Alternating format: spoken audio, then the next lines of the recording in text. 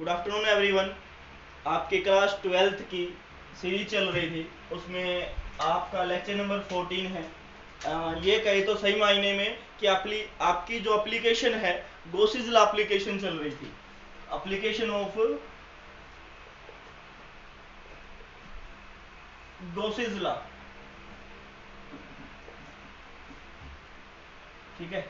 Application of गोसिस law मैंने आप लोगों को बताया कि जो गोस की जो 5 एप्लीकेशन है, पांचों में से कंफर्म है कि एक ना एक पेपर में आए। थोड़ा सा घुमा फिरा के दे सकते लेकिन कंफर्म आएंगी। अब की बार भी पूछा गया है, पिछले बार भी पूछा गया था, 3 नंबर क्वेश्चन पूछा जाता है यहाँ से। तो हमने 4 एप्लीकेशन कर ली थी, 5th एप्लीकेशन है आज। क्या निकालना है? Electric field. क्या निकालना है? इलेक्ट्रिक फील्ड निकालना है आप लोगों को। Electric field due to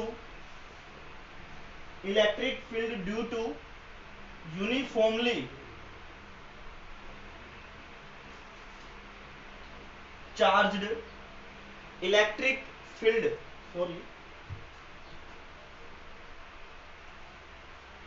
electric field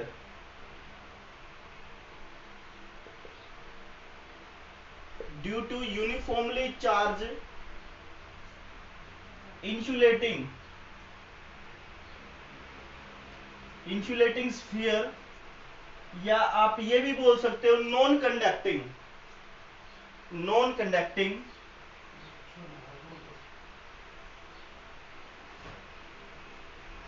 solid sphere. Non conducting solid sphere, ये आपकी आज 5th एप्लीकेशन है, ठीक है।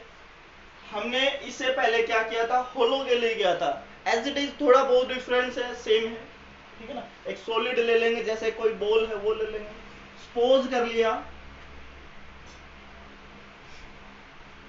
कि आपके पास एक ये स्फीयर है। क्या है? एक स्फीयर है।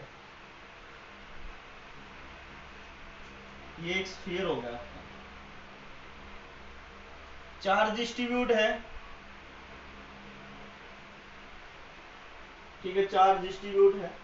ओरिजिन से, ये ओरिजिन हो गया भाई इसका, ये रेडियस मान ली कैपिटल आर है। ओरिजिन से ये रेडियस मान ली कैपिटल आर है, ये ओ है। और फिर क्या बनाएंगे? गॉसियन सरफेस बनाएंगे। गॉसियन सरफेस बनाएंगे हम। क्या बनाएंगे? Gaussian surface. This is Gaussian surface.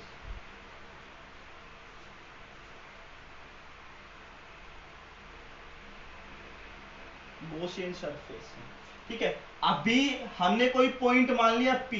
इस पॉइंट पे कोई, यहां कोई पॉइंट P है जिसकी ओरिजिन से डिस्टेंस r हो गई है, स्मॉल r, ठीक है। यही हमने क्या मान लिया है? इलेक्ट्रिक फील्ड मान लिया है, सॉरी सरफेस ds मान लिया है। अब पॉजिटिव जो डायरेक्शन है वो स्फीयर के टॉप फेस पे है। मान लिया, एक एग्जांपल ये बता रहा हूं, जो ऊपर वाला एक बॉल का सरफेस है, ऊपर गोल गोल है ये, ठीक है। पॉजिटिव चार्ज है तो इसकी डायरेक्शन कहां? इलेक्ट्रिक फील्ड की आउटवर्ड होगी, और एरिया वेक्टर भी बाहर होगा, ठीक है ना। तो आप लोग ये चीज कर चुके हो कि ईडीएस करेंगे, ईडीएस, ठीक है ना। इसको डॉट को हटाएंगे तो कोस थीटा हो जाएगा, ठीक है। अब थीटा की वैल्यू कितनी होगी? 0 डिग्री होगी। थीटा की वैल्यू 0 डिग्री होगी तो क्या बनेगा? ईडीएस कोस 0 डिग्री, यही बनेगा ना। कि भाई यही करते आ रहे थे आप। EDS equal to E dot ds, या इक्वल टू फाइव ई मान लेते हैं हम, ठीक है। Five E equal to line integral close path E dot ds, ठीक है। डॉट को हटाया तो ds, E ds cos theta, और थीटा की वैल्यू क्या है? थीटा की वैल्यू 0 डिग्री है, तो कोस 0 क्या होता है? कोस 0 की वैल्यू क्या होती है? 1। तो क्या बचेगा? ई डीएस बचेगा। क्या बचेगा? ई डीएस बचेगा, ये बचेगा ना। अभी क्या बन जाएगा? फाइव ई इक्वल टू ई बाहर आ जाएगा डीएस, यही बचेगा ना। ई बाहर आ गया है, और डीएस, डीएस क्या होता है? सॉलिड स्फीयर, और उसका फॉर्मूला क्या होगा? उसका फॉर्मूला क्या होगा? क्या होता है भाई? लाइन इंटीग्रल डीएस, डी से डी इंटीग्रेशन कैंसिल, एस बचेगा सरफेस एरिया सी एस से, तो क्या होगा? 4 pi r square. Small are लिया है क्योंकि हमने किस कंडीशन के लिए मानेंगे? फर्स्ट पॉइंट, जब आपका पॉइंट कहां हो? जब आपका पॉइंट कहाँ हो, वेहन point P lies outside spherical cell या सेल। ठीक है, ये फर्स्ट पॉइंट कर रहे हैं हम। जब आपका पॉइंट जो स्फीयर था, जो सेल था, उसके बाहर लाई कर रहा है, देखो ये लाई भी कर रहा है, ये रहा P पॉइंट लाई कर रहा है। ठीक है, जिससे सेंटर से O था और O से P की डिस्टेंस क्या है, स्मॉल r। तो हमने इसीलिए स्मॉल r लिया है। तो आपके पास बनेगा क्या, phi E equal to E into में इसके जगह मैंने क्या रख लिया है, 4 pi r square, 4 pi r square. Equation first Gauss's law को कंपेयर करेंगे। गॉसिस लॉ क्या था, क्या था Gauss's law, phi E equal to q by epsilon naught, equation second. ठीक है ना, यही तो था भाई। आप ये भी लिख सकते हो, ठीक है ना, आप ये भी कर सकते हो, E डॉट डी एस। बात एक, ये फाई E लिख लो चाहे ये लिख लो, दोनों को कंपेयर करेंगे। कंपेयर करने के बाद क्या मिलेगा आप लोगों को,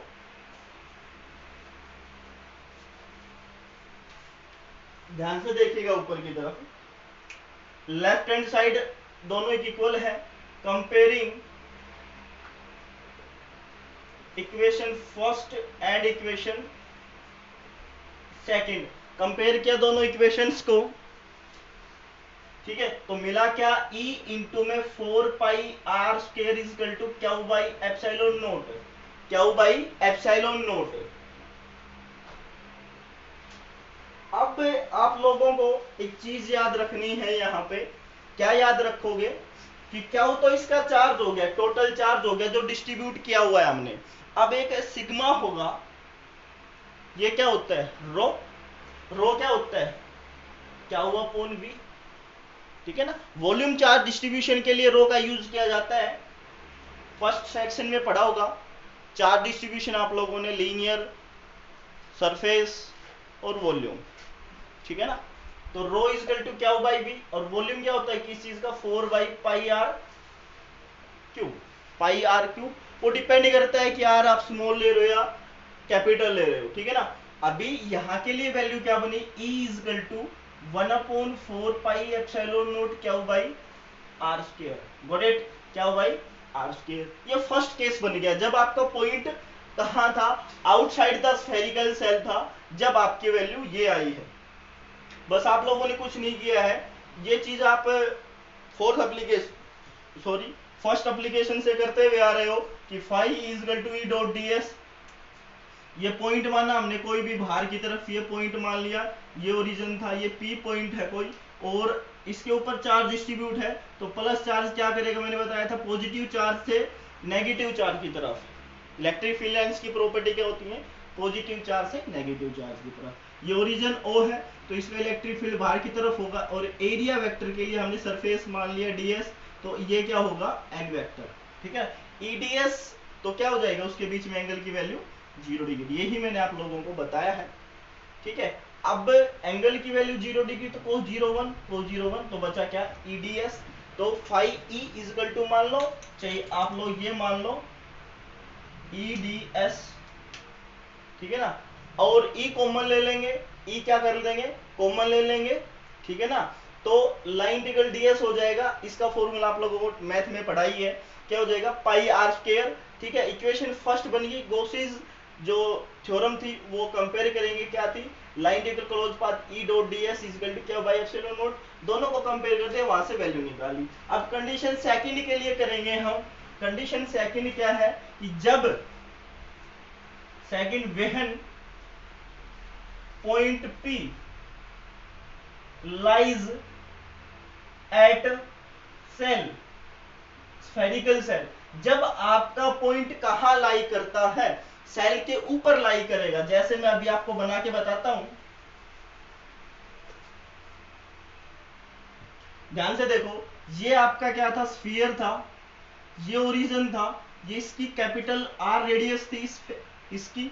अभी मैंने क्या किया, कि अभी इसको थोड़ा सा बाहर की तरफ डिनोट कर देता हूं ताकि ये पता चल जाए कि गॉसियन सरफेस है, लेकिन है ये इसकी इसी लाइन के ऊपर।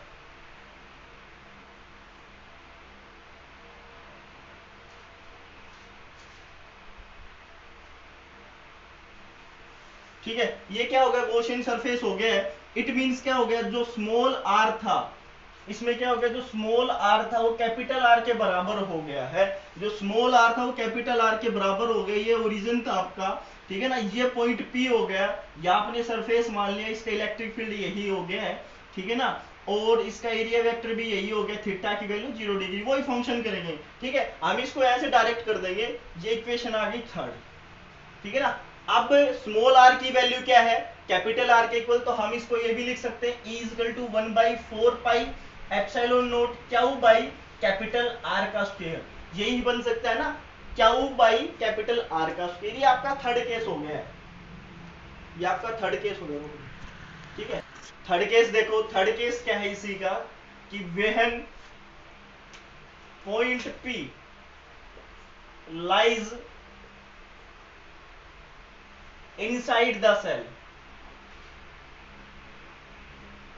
जब आपका पॉइंट अंदर की तरफ लाई करता है, सेल के अंदर, सॉलिड है, होलो नहीं है, तो ये आपका सॉलिड था जिसकी रेडियस क्या थी, आर थी ओरिजिन से। अब ये मैंने क्या बना दिया, गॉसियन सरफेस बना दिया है आपका, क्या बना दिया है, गॉसियन सरफेस, ठीक है। इसकी रेडियस क्या थी, स्मॉल आर थी। अभी ये क्या, कोई पॉइंट पी है ये, ठीक है, ये गॉसियन सरफेस हो गया है इसका, इसका इलेक्ट्रिक फील्ड बाहर की तरफ होगा, एरिया वेक्टर भी बाहर की तरफ होगा, ये सारी चीज कर चुके हैं। लेकिन चार्ज क्या था, डिस्ट्रीब्यूट था यूनिफॉर्मली स्फेरिकल सेल के ऊपर। लेकिन जब हम इसके अंदर जाएंगे ना, चार्ज की वैल्यू कम हो जाएगी। तो हमने एक क्यू की वैल्यू निकाली थी, क्या निकाली थी, या फिर रो क्या निकाला था, rho equal to q by V, यही था ना, rho equal to q by V. और v क्या माना था हमने, वॉल्यूम, वॉल्यूम क्या था, 4/3 पाई आर क्यूब, ठीक है ना, यही माना था। और हमने इक्वेशन क्या निकाली थी, E इंटू में 4 पाई आर स्क्वायर, यही निकाला था, 4 पाई आर स्क्वायर, यही निकाला था। देखो मैं आपको करके बताता हूं, क्या था, E dot D S equal to, dot को हटाएंगे तो कोस थीटा, कोस थीटा की वैल्यू 0 डिग्री, 0 डिग्री हो गया, तो ई डी एस हो गया, ई कॉमन ले लेंगे, ds बचेगा, और ds को मैंने क्या बताया था, 4 pi r square, 4 pi r square, ठीक है। ये कंडीशन आ गई थी। अब गॉसिस लॉ से कंपेयर करेंगे इसको, तो लाइन इंटीग्रल ई डॉट डी एस, और गॉसिस लॉ, इसके अंदर जाके चार्ज की वैल्यू कम हो गई है, तो इसको मैंने क्यू डैश से नाम दे दिया, Q dash by epsilon not. अब इस इक्वेशन को फर्स्ट इक्वेशन के साथ क्या करेंगे, कंपैरिजन करेंगे, क्या करेंगे, कंपैरिजन करेंगे। अब कंपेयर करते हैं, मैंने क्यू डैश क्यों माना, क्योंकि बाहर चार्ज की वैल्यू ये थी, अंदर चार्ज जो आएगा उसकी वैल्यू कम हो जाएगी। कंपेयर कर दिया, ई इंटू में 4 pi r square equal to q dash upon E naught epsilon naught. अभी क्यू डैश की वैल्यू क्या होगी, क्यू डैश की वैल्यू क्या होगी भाई, एक रो मान लिया हमने, q dash upon V, volume वही है, लेकिन यहां क्या यूज कर लेंगे, कैपिटल आर का यूज कर लेंगे हम, ठीक है, क्या यूज कर लेंगे, कैपिटल आर का यूज कर लेंगे। तो क्यू डैश की वैल्यू क्या आ गई आपकी,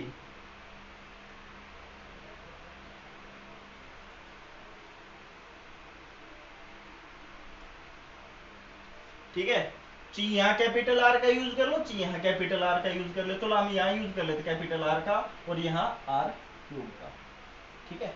तो क्यू डैश की वैल्यू क्या आ जाएगी, q dash equal to 4/3 pi are cube, और रो क्या जाएगी, रो, देखो इस वैल्यू से हमने ये निकाली है, क्यू डैश की वैल्यू रो इंटू में 4/3 पाई आर क्यूब। अब यहां से वैल्यू क्या आएगी, किसकी वैल्यू, क्यू डैश की वैल्यू क्या है, क्यू अपॉन 4 पाई आर 3। इस वैल्यू को, किस वैल्यू को, इस वैल्यू को यहां रख देंगे, कहा, रो की वैल्यू को इक्वेशन नंबर 4 में रख देंगे, ठीक है ना। तो क्यू डैश की वैल्यू क्या बनेगी, 4/3 पाई आर क्यूब इंटू में Q by 4 upon 3 pi are capital R cube, ये दोनों कैंसिल, तो बचेगा क्या, क्यू आर क्यूब, यही बचेगा। देखो मैं यहां लिख रहा हूं, क्या बचेगा, q dash equal to q are cube upon capital R cube, ये बचेगा। इस वैल्यू को कहां रखेंगे, इस इक्वेशन फिफ्थ में, कहां रखेंगे, इस क्यू डैश की वैल्यू को यहां रखेंगे इक्वेशन फिफ्थ में। तो क्या बनेगा, ई इंटू में 4 pi r square equal to q are cube upon r cube, r cube, ठीक है ना, कैपिटल आर क्यूब बनेगा, यही बना होगा ना, यही बना होगा, देख लेता हूं मैं, चेक कर लेता हूं वैल्यू को, हाँ यही है। और अपोन में एप्सिलॉन नोट, अपोन में एप्सिलॉन नोट, अभी 4 पाई आर क्यूब को नीचे लेके आएंगे तो 4 पाई आर स्क्वायर इंटू में क्या R cube E naught R cube, अब कैंसिल क्या हो जाएगा, आर स्क्वायर से आर स्क्वायर, इट मीन जो आपकी वैल्यू बचेगी 1/4 pi epsilon naught upon capital R cube और क्यू आर, ये वैल्यू बचेगी आपके, क्या वैल्यू बचेगी, ये वैल्यू बचेगी, यही बचेगी ना। और ये वैल्यू किसकी थी, ध्यान से देखो किसकी वैल्यू थी, ये वैल्यू किसकी थी, अगर मैं यहां 3 कर दूं, ऊपर 3 से मल्टीप्लाई कर दूं, नीचे भी 3 से मल्टीप्लाई और ऊपर भी 3 से मल्टीप्लाई, तो क्या बचेगा आप लोगों का, यहां पे देखो किसकी वैल्यू थी, क्यू, क्यू हो गया है 4/3, 4/3 हो गया, पाई आर क्यूब हो गया, किसकी वैल्यू थी, ये रो की वैल्यू थी, तो क्या हो जाएगा, E इजकल टू 3 आर और रो कैपिटल आर, यही वैल्यू आएगी ना, यही वैल्यू आएगी शायद आपकी। देखो एक बार मैं फिर से चेक कर लेता हूं, क्या हो गया, यहां से 3 गया, 3 तो बचेगा, 3 बच गया, और क्या हो गया, और आर गया, यहां से क्या बचेगा, रो बचेगा ऊपर, सॉरी बच्चों, रो ऊपर आएगा, 3 रो आर और नीचे एप्सिलॉन, ये वैल्यू बचेगी, क्या बचेगी, ये वैल्यू बचेगी, ठीक है ना। तो आपकी एप्लीकेशन खत्म हो गई है, 5 एप्लीकेशन, ठीक है। अगर किसी को डाउट हो तो बता देना, फिर इससे नेक्स्ट पोटेंशियल वाला फंडा शुरू करते हैं, ठीक है। Thank you, have a nice day.